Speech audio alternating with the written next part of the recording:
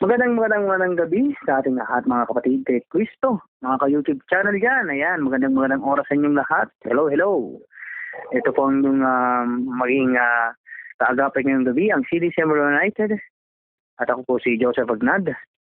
At ngayong gabi pong ito ay we have a special activity, sharing of ideas and interpretation about the verse that we will read mamaya. No? So, ito ay isang exhortation sana ng CDCM United ito, but mga process or long na reason na wala po tayong exhortation, and we have this special activity na makaparinig pa rin tayo ng salita ng Diyos at isa ring training sa ating mga kasamahan dito sa CDCM United. But before that, so alam ko ay handang-handa na tayo. At as we go on, sa ating pag-umpisa, tatawagan ko muna nga si Sister Baby Joy para i-lead nga tayo sa opening song. Alam ko, handang-handa ito eh. Palagi handa. Always ready. Ayan. So, tinatawagan natin si Sister Baby Joy de la Cruz para i-lead tayo sa opening song. At susundan na rin ng kanyang opening prayer.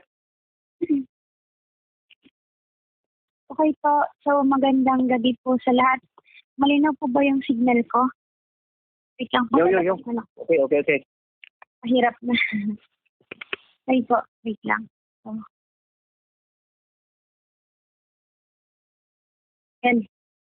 Nabigla ako Hindi okay lang po. So, magandang gabi po ulit. So, ayan, tayo po ay umawit para po sa ating Panginoon sa gabi pong ito.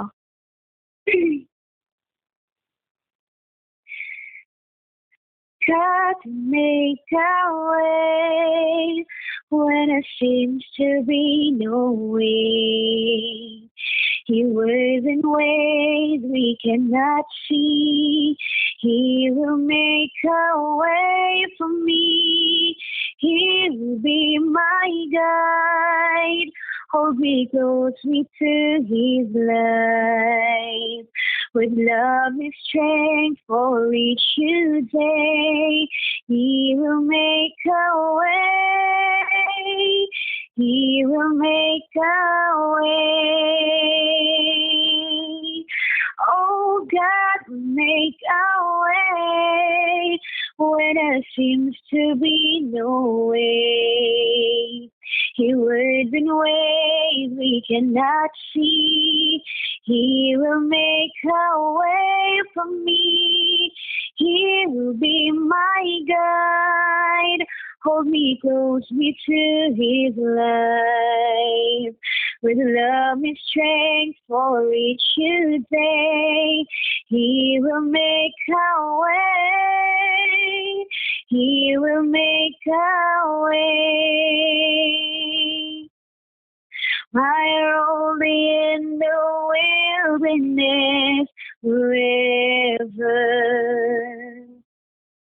Rivers in the desert will I see. Yes, heaven and earth will sing, but this world will still remain. He will do something new today.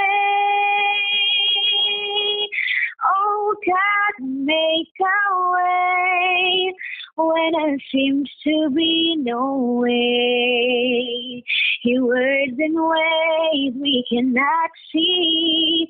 He will make a way for me. He will be my guide. Hold me close to His life. With love and strength for each new day, He will make a way. He will make a way. With love and strength for each new day, He will make a way. He will make a way. So let's pray po. Graciously Heavenly Father, kami po ay nagpapasalamat sa pagkakataon na ito na pinagkaloob mo po sa bawat isa sa amin upang isagawa po ang aming gawain po sa gabi pong ito.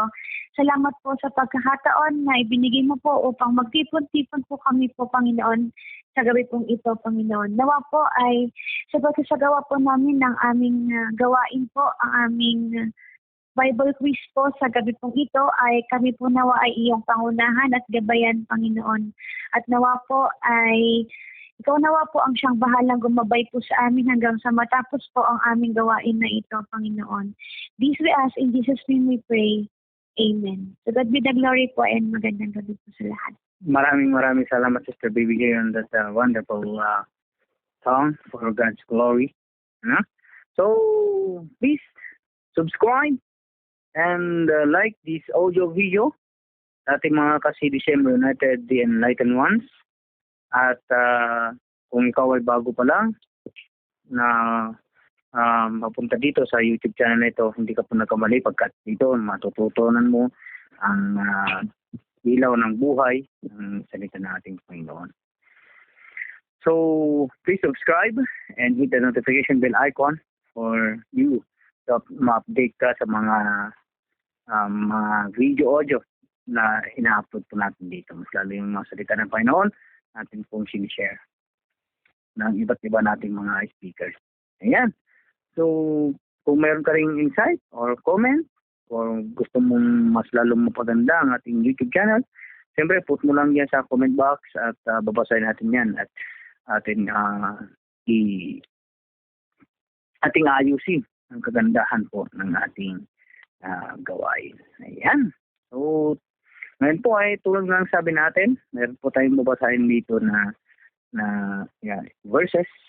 I think 1, 2, 3, 4. I think 5 verses ito.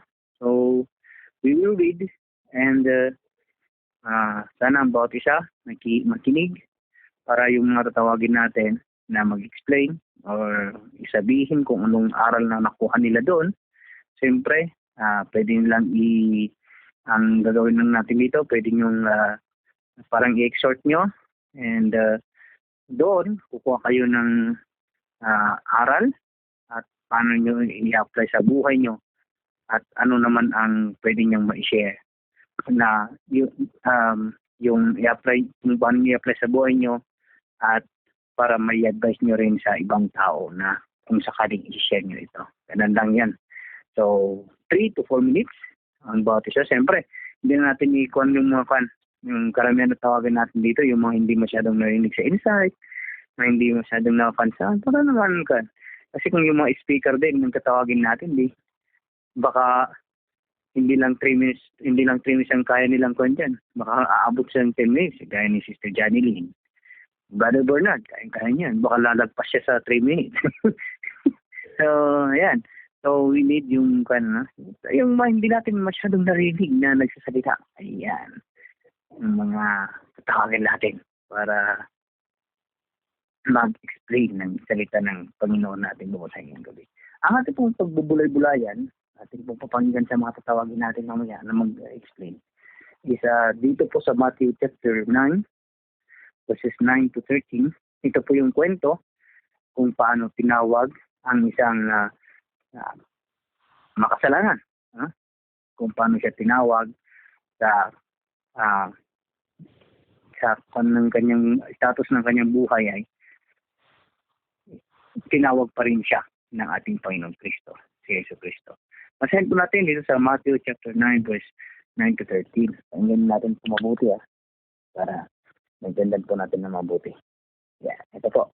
Matthew chapter 9 verse 9 to 13. Verses 9 to 13.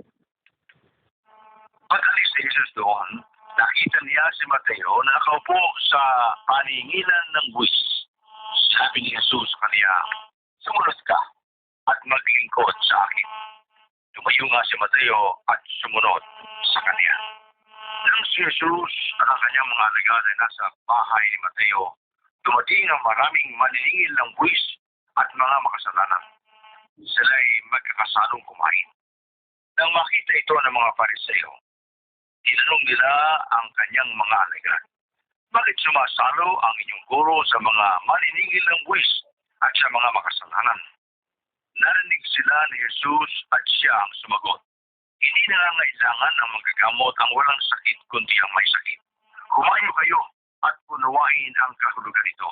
Kapag ang nais ko at hindi ang inyong handog. Sapagkat naparito ko upang tawagin ang mga makasalanan, hindi ang mga matuwid. Yan. So narinig natin ang kabuuan ng verses na ito. Kung yung sabi natin, let's explain this by your kung ano yung pagkaintindi nyo. Yun nga, yung paano yung deeper na pagkaintindi nyo. Yes, okay, nandun na. Nasalita na yung sabi ni Kristo na siya yung tumatawag ng yung mga makasalanan, hindi yung mga hindi may kasalanan. So, ano ba ang ibig sabihin ng mga ganitong mga salita? So, nais nating marinig yan sa inyo. Ano yung parang application sa inyong mga buhay. And pwede niyong gamitin yung buhay nyo. Okay. I just give 3 minutes kung sino yung ating tatawagin. So, anong una nating tawagin? Ano?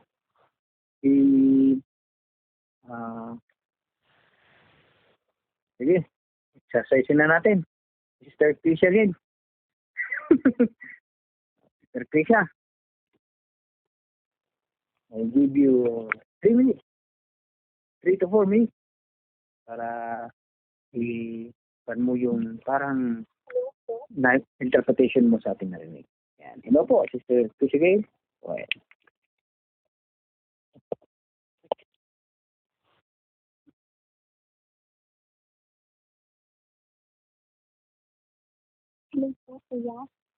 Okay. Clear.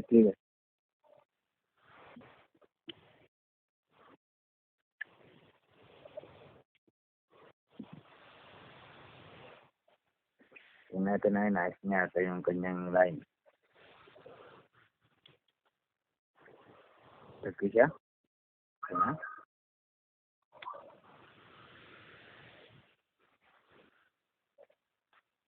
Kung ano lang naintindihan mo, kung ano yung parang nakuha mo na aral, verses na yun. Sige, Sister Krisha.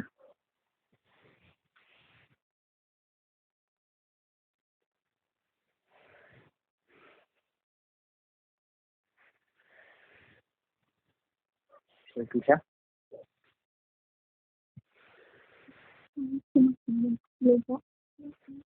Yan. Okay na. Ano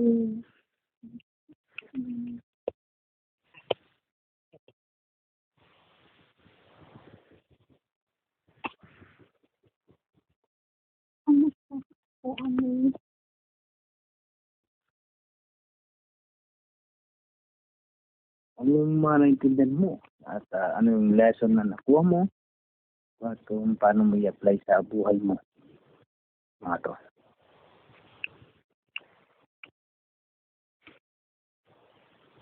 Yung parang naging impact sa'yo. Kung ano yung pinaka-impact sa'yo na narinig mo. Salita na po yun.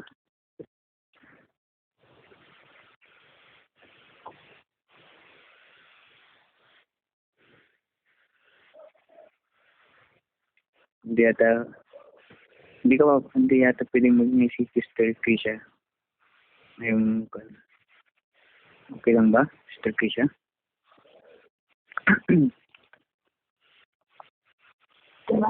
Kung nalaglag siya. Nalaglag. Anong signal niya po man.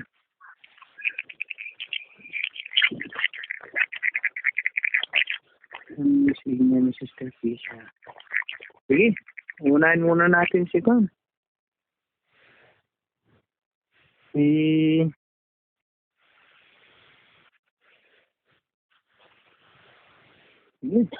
practice na rin. Ni Sister Arza.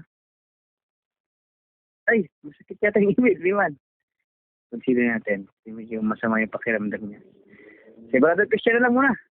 Mahinintay natin si Sister Krisha. Brother Christian.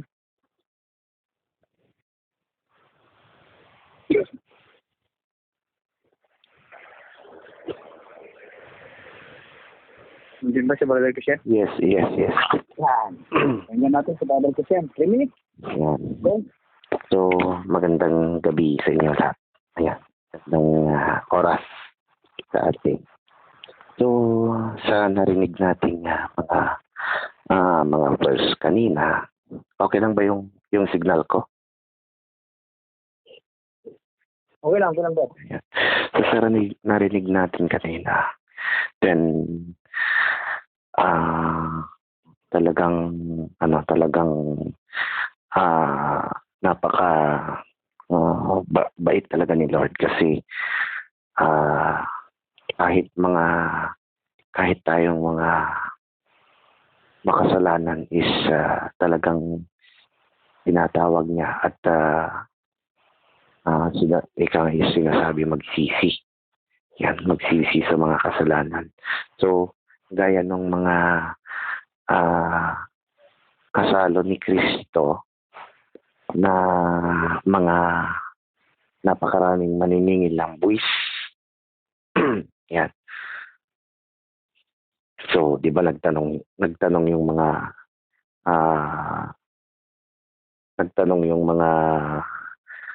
maniningil ng buwis doon sa alagad kung bakit nakikisalo si Kristo sa kanilang sa pagkain or nakikisalo sa pagkain ng doon sa mga makasalanan at maniningil ng buwis. So tama nga tama nga yung sinasabi ni Kristo hindi lang siya tumatawag sa mga may sakit, kundi tumatawag din siya sa mga may kasalanan. So lahat tayo siguro hindi natin may iwasan talaga yung talagang may pagkakasala or may pagkukulang, lalong-lalo na sa pananampalataya. Ayan. So, gaya ng iba ngayong henerasyon natin ito, di ba? Marami silang pagkakabalahan. Napakarami tayong pinagkakaabalahan na talagang gustong-gusto nating gawin. Pero pagka time na ni Lord is wala na. Hindi na nila maalala yung araw ni Kristo. Lalong-lalong paglinggo. Yan. Araw ng pagsimba. Merong minsan may mga nagsisimba dahil lang sa barkada. Siyempre. Yan. May nagsisimba dahil lang sa kung ano-ano yung gusto nilang hanapin din sa loob ng simbahan. Yeah. And then, kaya tayo tinawag ng Lord. Lalong-lalo na tayong mga makasalanan. Yan. At hindi tayo perfecto. Kumbaga, tinawag pa rin niya tayo upang magsisi. Yan, upang magsisi sa ating mga kasalanan at sumamba sa Kanya. Yun. So, yun lang po, mga kapatid, ang aking explain and yun. Practice pa lang yan, pero God's willing, sasarap din yung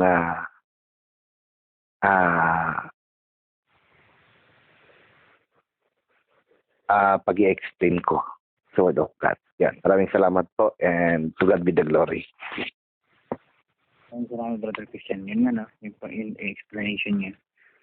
Minsan, tinatawag tayo talaga ni si Kristo pumunta dito. Dahil sa mga attorney, engineers. At yan, tinawag tayo para magsisi. Yung mga nagawang kamalian. So, ayun. Si Sister Kisha. Hindi na ba? Hello po, Brother Joseph. Sige po. Opo. Asa. Ikaintindi ko naman po doon is, di ba po, inayayap nila tayo yung mga makasalanan po. Tayo po, na sumalo po sa kanya sa kainan. Which means, ang pagkakaintindi ko din po doon, di ba napakapanimhag ko ng salita ng Panginoon is, gusto niya nang sumalo tayo sa pagkain na isi-share po niya sa kanyang mga salita. Gusto po niya na kahit tayong mga makasalanan is makinig ng kanyang mga salita, makishare sa pagkikinig ng kanyang mga salita. Makishare na po doon sa pagkain na ibabahagi po niya. Kung saan ay ang kanyang mga salita. Kung saan po doon po tayo makakapulot ng ating gagawin upang naitama po natin ang kamalian po na nagawa po natin. Yun po yung pagkakaintindi ko po. Thank you. Tama, no? Minsan, yun din ang isang purpose ng pagtawag sa ating ni Lord.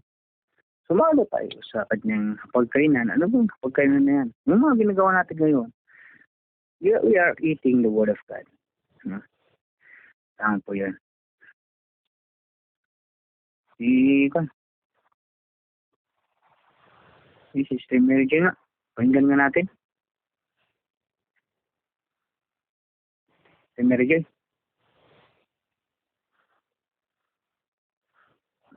Tulog. Walang motis kasi Brother Lores, ano? Pakinggan natin si Brother Excel. Brother Excel. Okay. Yeah. Kaya yan ang masasabi doon sa kasulatan. Tinawag, kumbaga, pumunta dito si Lord upang or hindi sa mga mabubuti o matutuwid, kundi sa mga kasalanan. Sa mga makakasalanan, mga nagkakaroon ng kasalanan. So, natin, handing natin sa mga leaders natin. Mga leaders sa church. Ano ba yan? Mga pastors, mga priests, anong mga preachers. Yan. So, diba, tinatawag tayo ng mga pastors natin, mga leaders natin, na para makihalubilo sa kanila. Ano ba yung dapat nilang ibahagi sa atin? Kaya tinatawag tayo, hindi para sa mga talagang nakakaintindi na ng salita ng Diyos. Sa mga kapwa nating kaluluwa na naliligaw ng landas. Hindi tinawag yung mga pastors, mga priests, mga ano man, sa mga naniniwala na kay Lord. Kasi alam na nila yan. Alam na ng mga believers. Yan. Kaya mayroon tayong word na believers and unbelievers. Yan. Tinawag yan ng mga pastors, mga lingkod ng Diyos, mga evangelists, mga missionaries, mga leaders natin. Yan ay tinalaga ng Diyos para magpakain sa atin o makihalubilo sa atin at magpakain ng papakain sa kanila. Hindi physical. O sige man, meron lang. Pero mas ipapahalaga na ipapakain nila sa atin ang salita ng Diyos. Yun ang purposes ng mga leaders natin, mga pastors natin. Na yun ang tinalaga ng Diyos para tayo ay mabahaginan ng masalita ng Diyos. Sa mga nagdi-disciples ito, sa mga mahihilig sa discipleship, sa pagiging exhorter, pagiging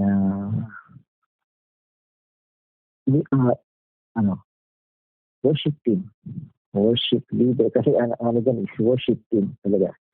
Yan. Sa pagkakaroon yan. So, yung mga worship leaders natin, yan na talaga na yan. Hindi yan na tinawag para sa mga talagang alam na kung paano pagkakaroon ng pagiging worship leader ang pagiging isang worship leader o worship team.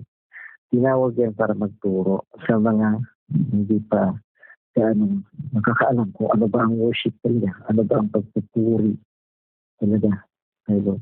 So yun yung mga leaders na yan, sila yung magtuturo sila yung nag-disciple sa mga dapat i-disciple na kaluluwa para makaintindi kung ano ba talaga ang tunay na relasyon, kung ano ba ang tunay na pagpupuri, kung ano ba ang tunay na pakikipag-liit sa Lord. So yun, yung mga leaders natin, mga kasama natin, nakikihalubilo sila para sa iba't ibang kaluluwang naliligaw ng ganda. So, huwag natin sabihin na okay, magaling si ganito. Bakit nakikihalubilo sa mga ganyan? Alam na, di ba? So, hindi porket kasi yung karunungan natin, yung mga knowledge natin, mga wisdom natin, pinili ni Lord yan. Kung wala si Lord, ano yan? Ano sa atin? Wala. Kaya na binigyan tayo ng knowledge and wisdom para i-disciple sa kanila, para i-share sa kanila, para makihalubilo sa kanila sa mga unbelievers. So that i-apply natin sa buhay. Ako mismo, kung minsan talaga, meron din ako mga pagkakamali, pero kailangan talagang ituwid. Sabi ko nga, kung may mga bahagi ako siguro na dapat kong i-share ko yun. Why? Yun din ang i-share nila sa kanilang next generation, sa mga kanilang makakasalamuha, sa kanilang magiging kaibigan na makakasalamuha nila na sa pagdating ng panahon may ibabahagi din nila kung ano yung matutunan nila sa kanilang mga leaders, sa kanilang mga worshipers, sa mga worship leaders, sa kanilang mga pastors, at sa kanilang mga kung ano mang sekta yan. Yun ang bahagi ng mga leaders natin. So yun, si Lord ang leader natin. Pumunta nga dito sa mundo para sa mga makasalanan, hindi sa mga matuwid. So to God be all the glory. Tama yun. So, yun ano?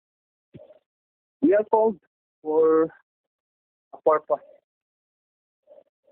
Ano naman mga purpose na yan? At yan yan, sabi ni Brother Shelly, para ibahagi kung anong meron sa atin. Na talento, o ano man. Yan. Sige, bago ko expand yung explanation,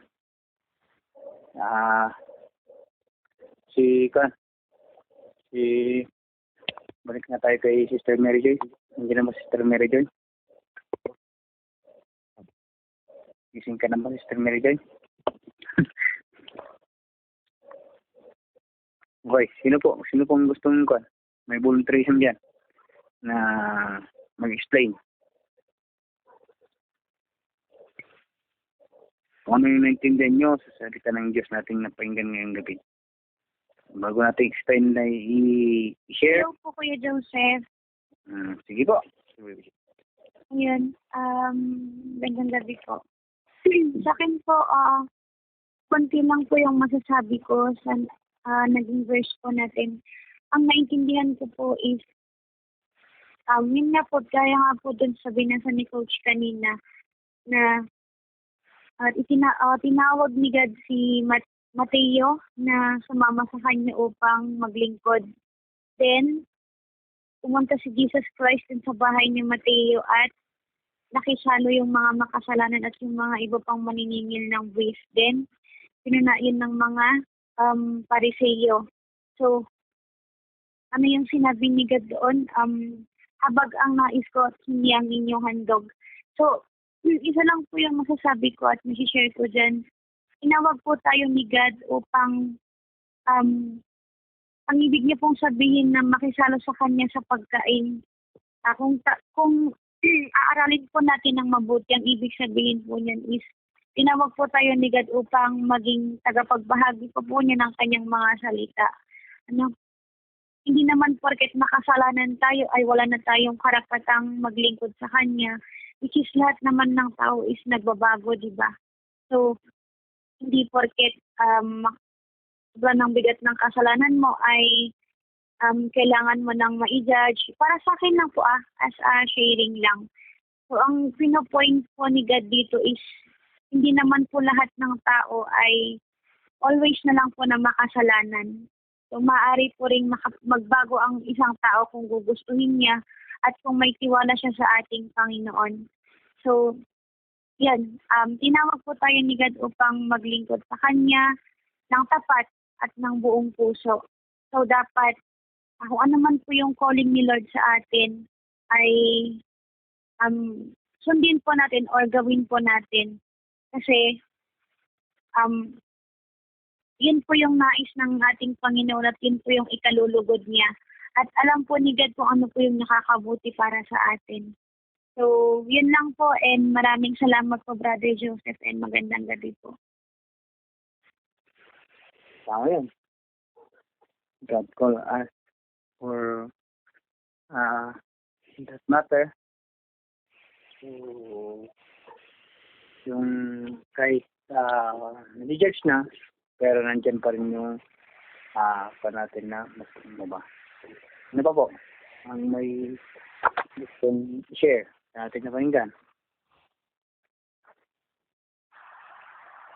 Mr. Mary Rose. Hello po. Sa akin naman po,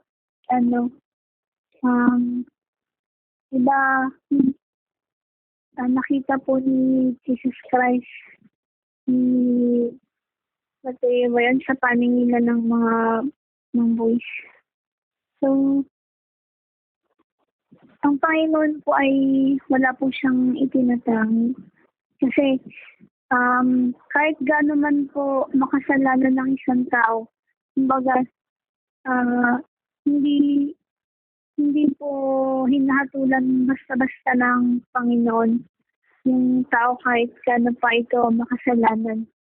Kumbaga, binibigyan po niya ng pagkakataon ng mga tao para makapagbagong buhay po. Kasi 'di ba, tayo nga kahit ang dami-dami nating kasalanan, napapatawad pa rin niya tayo.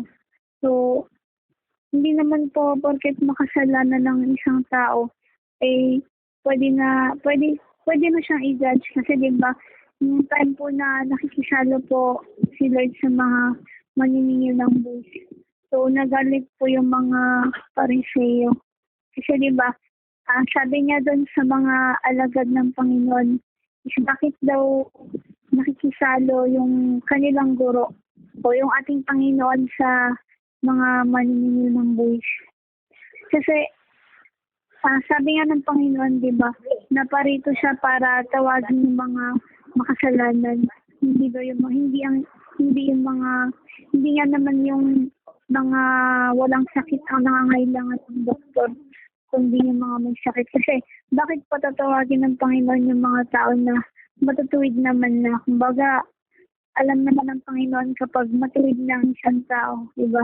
So, ang tinatawag po niya is yung mga makasalanan. Kasi alam niya na ang taong makasalanan ay mapapahamak, di ba? So, nandito po ang Panginoon para iligtas niya yung mga taong makasalanan. Kumbaga, ayaw ng Panginoon na lahat natin ay may mapahamak. Kaya, binibigyan niya po ng pagkakataon na magbago ng isang tao kahit gaano pa ito karumi, kahit gaano pa karami o kalaki ang kasalanan ng isang tao. Binibigyan niya ng pagkakataon na magbagong buhay. So, tayo din po, sa kabila po ng mga kasalanan natin, always pa rin po na nandiyan ng Panginoon.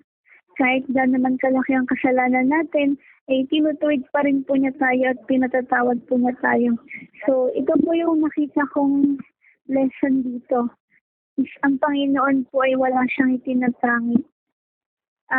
Gaano man karumi, gaano man ka palalo yung isang tao. Kapag ginusto niya na ituwid ang isang tao, mapagbabago niya at mababago niya yung buhay ng isang taong yun. Kapag ginusto niya na baguhin ang ugali ng isang tao, mababago po niya yun. So, yan po ang nakuha kong lesson. Ang Panginoon po ay walang itinatangi. Mapagpatawad at nagbibigay siya ng pagkakataon sa isang tao na nais pong magbago. So, yun lamang po. Tama yun, ano? Yung din po. Si Kristo, ang Diyos ay walang tinatang. Kaya nga binigay niya si Kristo sa atin. Pinayaan niya naghirap. Pinabayaan niya sa krus ng Kalbaryo para magkaroon tayo ng chance na lumapit sa kanya. Magkaroon tayo ng chance na magbigay galang sa kanya. Kasi kung iisipin lang natin, walang maiiwan. Walang makakapasok sa kaharian ng langit dahil sa karamihan ng tao. Lahat tayo pupunta sa impyerno. Lahat tayo pupunta sa kadiliman. Kasi ang isip natin mula na pinanganak, marumi. But God is there. Walang pinatangi ang Diyos at nagbibigay ng another child. Yun. So, applicable daw sa buhay ni Sister Dimbo. Bibigay raw siya ng child sa mga kan. Babalik sa kanya. Ay. Yeah. So, yun. Meron ba? Meron pang gustong masipag-interpret bago natin expanding explanation?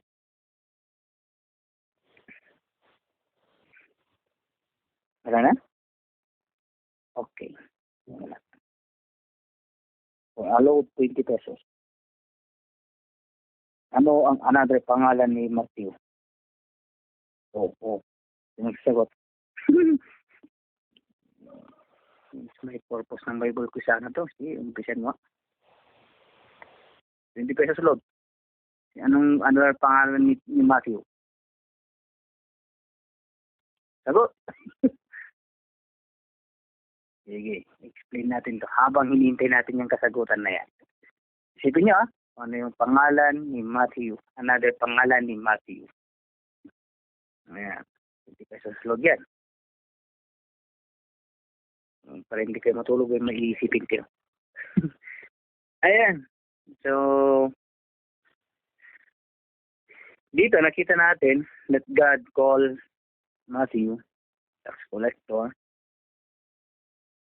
Ang tax collector noon, ang tingin ng mga tao, mas lalo ng simbahan, napakalaking kasalanan ang ginagawa nila. Kasi, kala nila, lahat ng tax collector, ginayos na nila na nagkukupit, gano'n. Nag-aagaw ng pagmamay-ari ng mga tao. Diba? Hindi nila inisip, trabaho lang naman. So, tax collector. Pero ano ba nakita natin na maging sample sa buhay ni Matthew? Ano ba yung sample ng buhay ni Matthew na makita natin? Okay, unang-una sa lahat, he can sacrifice everything. He can sacrifice everything. Doon sa nabasa natin sa chapter 9, nung nakita ni Jesus si Matthew, tinawag niya, "Oy Matthew, sumama ka sa akin. Tumayo ka dyan at sumama ka sa akin upang maglingkod." Ang ginawa ni Matthew, tumayo, iniwan ng trabaho. Walang pag-alinlangan. Hindi siya nagkunang, wait lang, hold. Wala po yung boss ko eh. Wait lang, hold. Agad-agad. Hindi na nag-excuse. Nakita natin doon, walang excuse na sinabi si Matthew. Walang sabi-sabi, tumayo at sumama kay Jesus. Di ba? Meron yung sa kanya yung sacrifice. Alam niyang kalaki ng kawalan yun.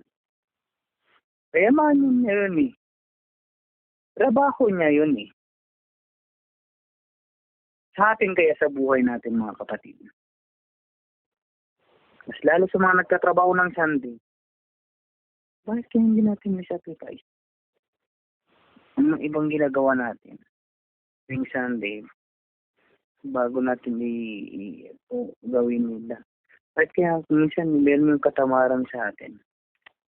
Next time na, may Sunday pa naman. Ay, na-late na rin ako. Next Sunday na lang. Tapusin ko na lang to para wala na. I'm not accepting myself.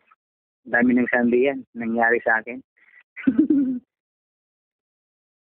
Dahil tingnan ko yung oras. Late na rin. Tapusin ko na lang to. Next Sunday na lang. Ganun ulit. Diba? So, pinaalalahan ako ni Lord na why you are doing this. You are a sharer. We are a sharer. Bakit? Minsan, hindi natin naiwasan yung ganun. Kasi, the evil always putting into our mind not to sacrifice. But, we must have an example sa buhay ni Matthew na may masunurin at walang ano-ano talagang tinawag siya, nag-decide siyang sumama. Ganun din sana tayo. Oras na tinawag tayo ng Diyos, huwag tayo mag-alinlangan. Gawin natin ang ating gawin. Ano mong ginagawa mo ngayon? Dubali? Hindi narinig ko naman. Okay. So, siyempre, pero may exceptional for everything. At yun nga, no? Sa buhay natin, kailangan natin yung sacrifice. We need to sacrifice for God's glory. For Him alone. Ganun. So, yun ang isang makita natin sa buhay ni Matthew nung tinawag siya. Next is, sa buhay naman ng mga Pariseyo.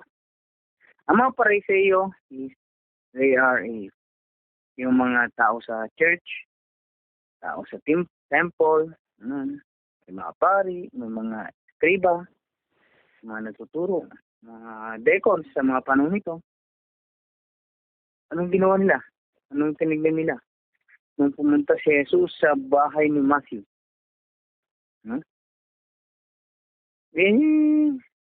Sabi nila, bakit ito? May kain sa mga kay Jesus.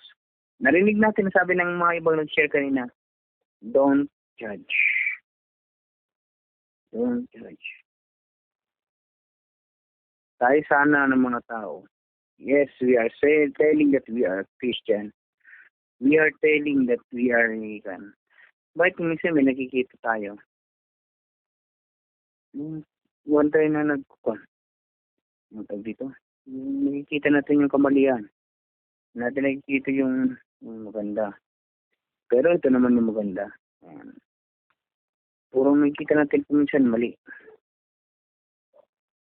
Bakit hindi natin bigyan chance yung isang tao to change their life, to change their lifestyle?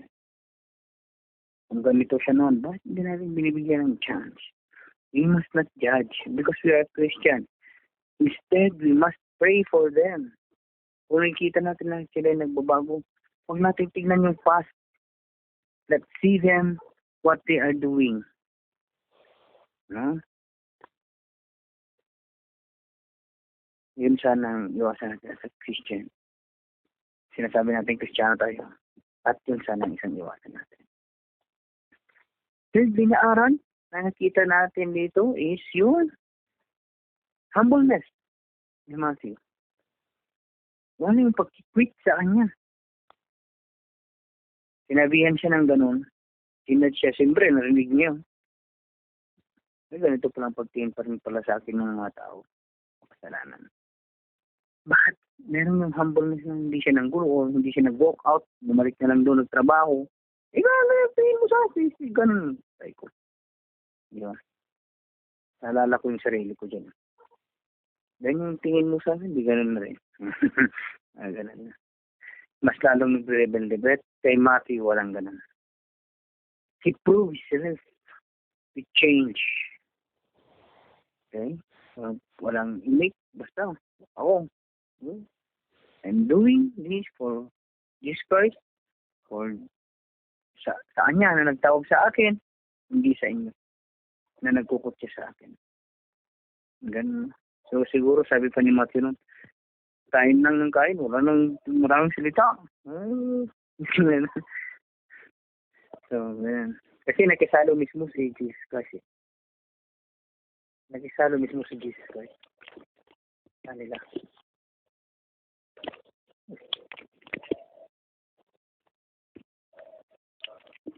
Yeah. Yeah. Yeah.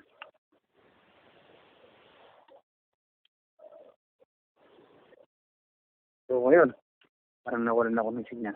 Wala akong narinig kanina. Ayan. So, yun nga, no? Nakisalo si Jesus Christ. So, meron yung talang humbleness sa puso ni Matthew. At the rest, narinig natin yung sabi ni Jesus Christ mismo. Siya mismo ang sumagot sa mga tao na nagque-question. Sabi niya, ba't pa kayo kan?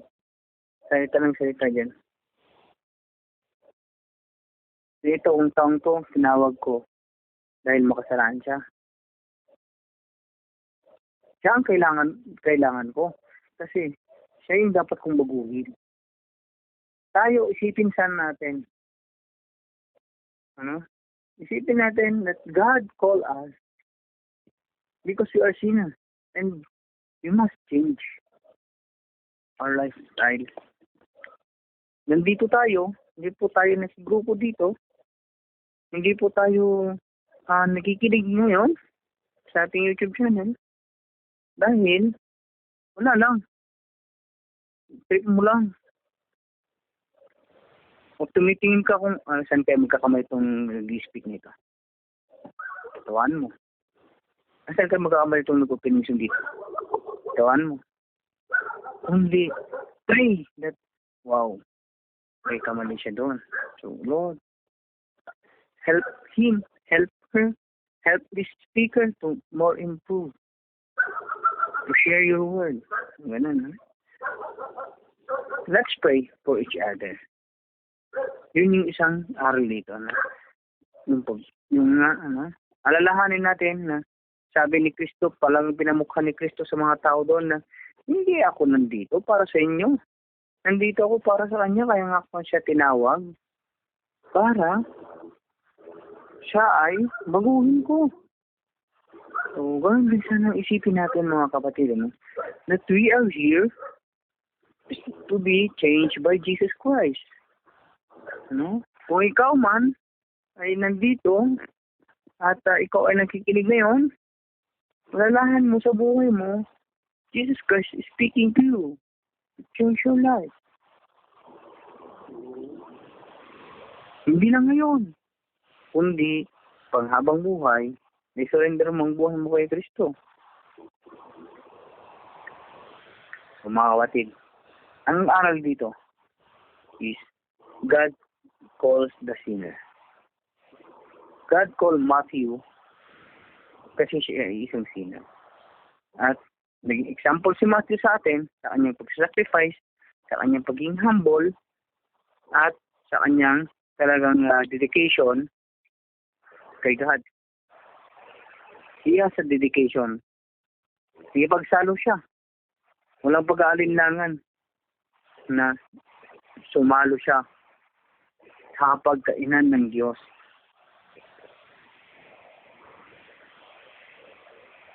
Kahit anong narinig niya, ang importante, andito ako sa presensya ng Lord.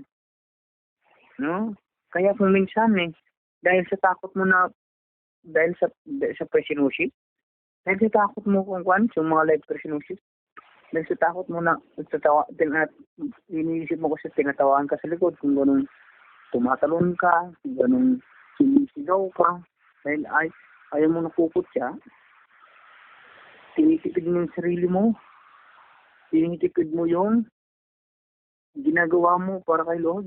Kasi ang inisip mo, baka tinatawaan ako, sabihin ako mamaya dito, baliw. Why, David? David went, nung kinuha nila yung ipan,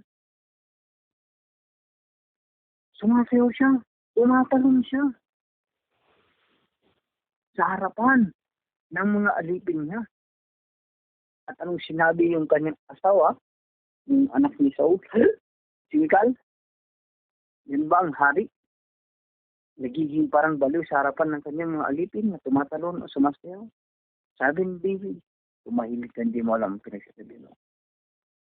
I'm not doing this for your eye, for the eye of my servant.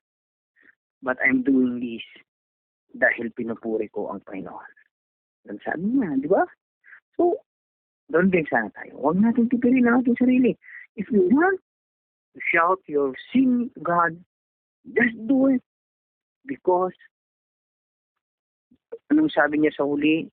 Hindi ko kailangan ang iyong sakripisyo at ang kailangan ko ang buong puso na paglilingkod.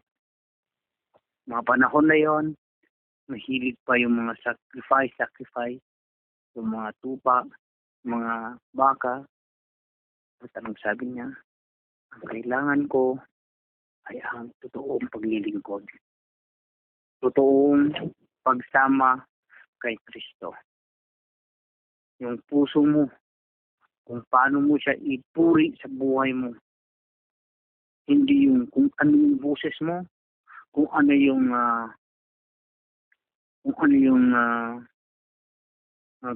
kaganda ng kagaling mo sa music,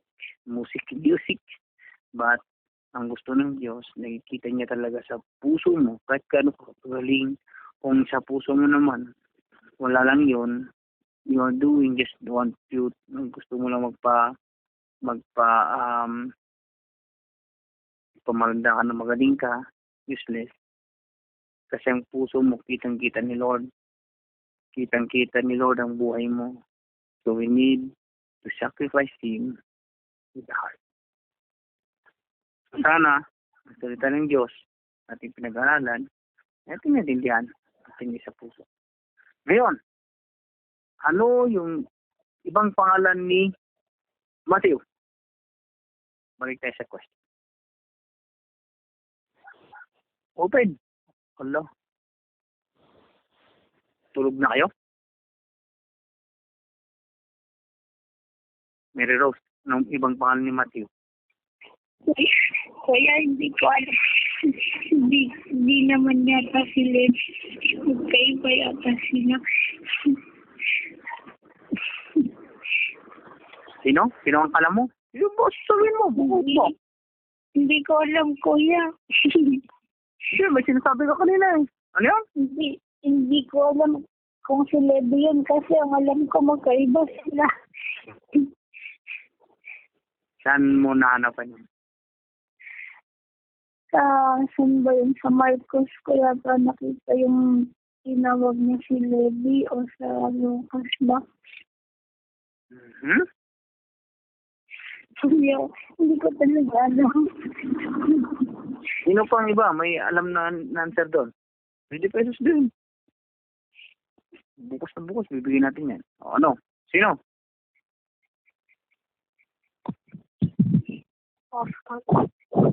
Ha?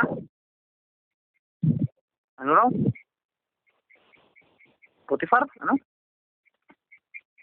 Apostol Matthew Kasayan? Oo. Yung ibang pangalan ni Matthew?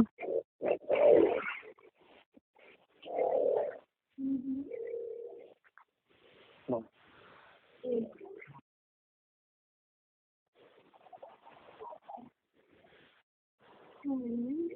Wala na mag-challenge doon sa sinabi ni Mary Rose? Yun lang talaga? Sama Sister Jenny.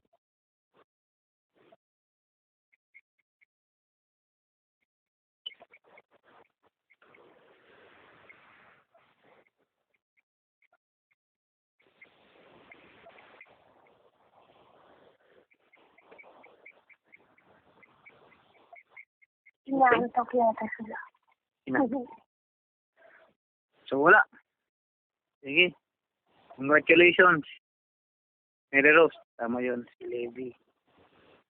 Kung babasahin natin sa Marcos, chapter 2, verse 13, lumakad si Jesus, nakita niya si Levi, tinawag niya. At, ano nangyari? Pumunta sa bahay, may ipagsalo. O, di ba, parehas? Tignan natin sa Luke chapter 5. Nasa Lucas yun, bro. Oh, Mark Lucas Mark chapter 5. Oh, sa Luke. Lucas. Oh, sa Mark din. Chapter 5. Oh. Sa Mark din. Sa Mark. Sa Mark chapter 2, nandun ngayon. Chapter 2, verse 13. 17, nandun din yung kwento. At parehas yung sequence. Yan. Pero ang pangalan doon, Levi. Sa Luke, nandun. Sa chapter 5, verse 27 yata yan, to 39, nandun din yung kwento. No? Parehas. Yung kwento, pero ang pangalan doon, Levi. Tama, si Sister Dimple. Yan, si Levi yun. Si Levi at si Matthew, isa yun, si Sister Dimple. Hindi magkaiba. Kasi, if we see the Bible, no, doon natin may kita na parehas. Kasi yung content basahin niyo yung content, parehas. Kung ano yung nandun sa Matthew, parehas lang yung nandun sa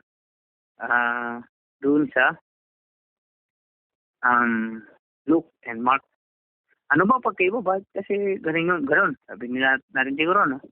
Siyempre, ang book of Levi, Mark and Luke, yung alam nila na pangalan lang kasi ni Matthew. Kaya sabi nila Levi. Siyempre, yun ang alam nila Luke and Mark na pangalan noon ni Matthew as a collector. But noong tinawag na ni Kristo, hindi natin alam yung mga pangyayari ng mga panahon yun. Pinangalanan siya ni Lord na Matthew. Yan. So, pinangalan ni Jesus Christ na Matthew. Kaya rin ni Simon. O, di ba? So, anong naging pangalan ni Simon? Sino si Simon? Si Pedro po. Ayan. Si Pedro. Bakit pinangalan? Kasi bato. Yun. Ngayon, Simon ang pangalan mo, pero pagdating ng panahon, ikaw ay magiging isang matibay na leader. Ang pangalan mo ay Pedro. Yan. So, ganun din. No? Siyempre, makapangyarihan ng Bible, tinawag pwedeng ilahat-lahat ng Lord. Pero yun nga, no? Pinangalan ni Lord yung mga pangalan niya. Siyempre, yung Book of Matthew, sinabi niya na Matthew doon kasi siyempre siya naman yun. Siya nang nagsulat. Siyempre, automatic na i-direct niya yung pangalan niya na doon. Hindi na yung kanyang pangalan noon nung hindi pa siya tinawag ni Kristo. Ayan. Si Levi. Yan. So yun, sana natuto tayo sa mga salita ng Panginoon at nagbigay inspirasyon sa atin ang salita ng Diyos at naway, no, ang ating buhay ay patuloy na maging galak ating Panginoong Jesucristo. Ayan. So, tingnan natin ang closing song na ba natin? Song by Lawrence Christopher.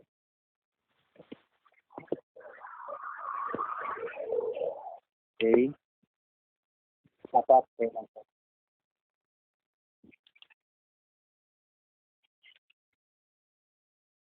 Bakit so?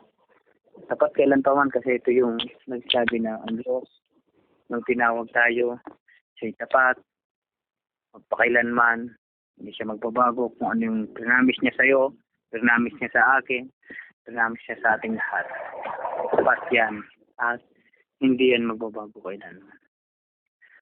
And as we listen this song, pagkatapos nito, hinihiling po natin si Sister Mary Rose na i-close tayo sa padalangin. Muli, maraming salamat sa mga ka-YouTube channel natin. Please continue to subscribe and share this YouTube channel, this video audio, at let them subscribe in this ating YouTube channel. Hindi po for business, hindi po para magkapera ang YouTube channel na ito. Bahar, subscribe it para tayong lahat ay magkaroon ng idea patungkol sa ating Diyos na buhay sa pamamagitan ng kanyang mga salita. So, muli, ako po ang yung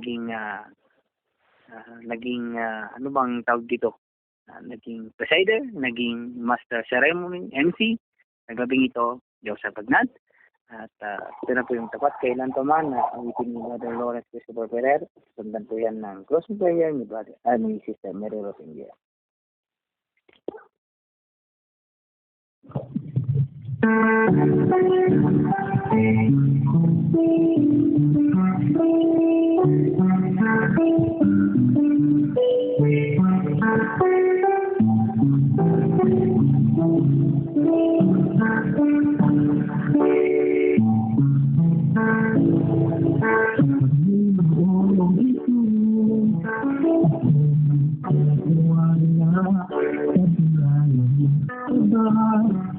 Buhay ko'y may kalina sa pagsubok at lumbay ng Diyos maramay ang Panginoon sapat kailanman.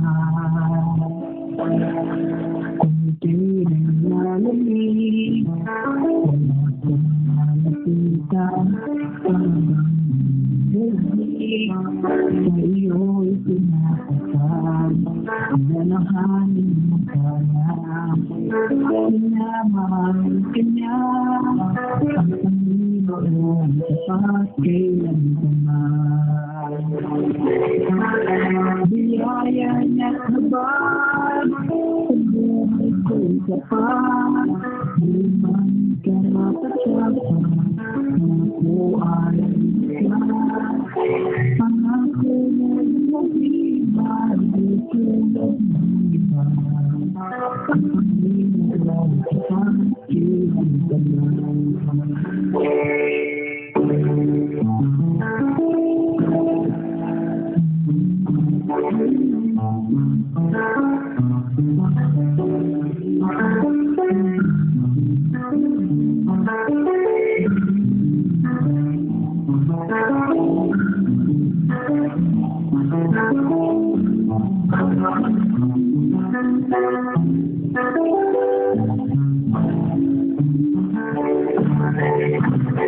Biyayang niya habang sa buhay ko'y sapat, di man ka nakasama, ako ay isa.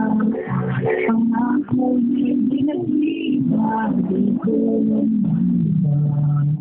Ang Panginoon sapat kailanman. Biyaya niya habang sa buhay ko'y sapat, di man ka nakasama, ako ay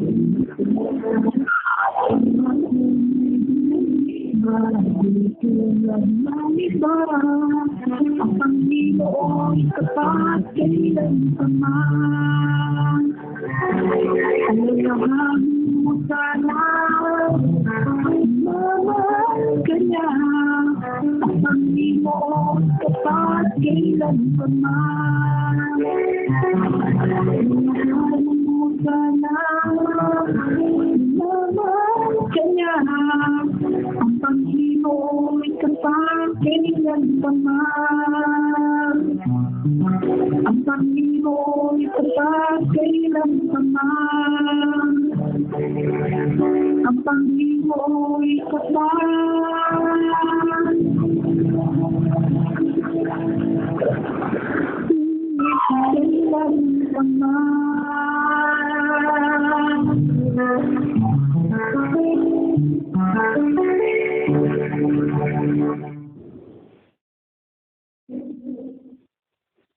Sige po, tayo po ay manalangin. Heavenly Father, pinupuri ka po namin at nilalwalhati ka po namin sa gabing ito. Maraming salamat po, Panginoon, sa napag-aralan po namin ngayong gabi. Salamat po, Panginoon, dahil muli na naman pong nagpaalala, Panginoon, sa amin ng inyong banal na salita, Panginoon. Lord, sa mga oras po na ito, hinihingi po kami ng kapatawaran, Panginoon, kung kami man po ay nagkakaroon po ng kasalanan sa inyo, Panginoon. Kung nagkakasalanan kami, Panginoon, sa isip, sa salita o sa gawa, Panginoon, patawarin mo nga po kami, Panginoon. Lord, sa mga oras din po na ito, patuloy ko pong dinadalangin, Panginoon, yung good health, Panginoon, ng buong family, Panginoon. Namin, Panginoon, at lalong-lalo na po, Panginoon, ng mga nasa linyang ito, Panginoon. Nawa po, Panginoon, ano man po yung mga pangangailangan po nila, katagpuin mo po ito, Panginoon. At dalangin din po namin, Lord, na mas marami pa din po, Panginoon, ang maakay, Panginoon namin, Panginoon, na nakakarinig po ng inyong mga salita. Nawalay, dalangin ko din po na mas dumami pa po yung subscriber, Panginoon, ng aming YouTube channel, Panginoon, upang mas marami, Panginoon, ang makakilala pa po sa inyo, Panginoon, at mas marami, Panginoon, na makakita, Panginoon, ng iyong kaluwalhatian, Panginoon. Lord, dalangin din po namin yung grupo pong CDCM Reunited, Panginoon. Nawa, Lord, mas lumago pa po yung grupong ito, Panginoon. Nawa, Lord, tulungan mo pa po kami na mas mapalaganap pa po, Panginoon, ng iyong magandang balita, Panginoon. Lord, dalangin din po namin, Panginoon, sa mga oras po na ito, yung mga trials po na pinagdadaanan namin, Panginoon. Naniniwala po kami, Panginoon, na malalampasan po namin ito sa tulong po ninyo, Panginoon. Dalangin po namin, Lord, na sa amin din pong pagtulog. Patuloy mo po kaming patnubayan, Panginoon, at gising din po kami, Panginoon, sa araw ng bukas. Nataglay po namin ang kalakasan po na nagmumula sa inyo. Lord, maraming salamat po sa oras po na ito na inyo pong ginamit, Panginoon. Salamat, Lord, dahil wala man po yung aming effort sa gabi ito, pero hindi mo po hinayaan, Lord, na mawalan po ng gawain ngayon gabi. Maraming salamat, Lord. Pinabalik po namin sa inyo yung pinakamataas na papurit pagsamba. In Jesus' mighty name we pray. Amen.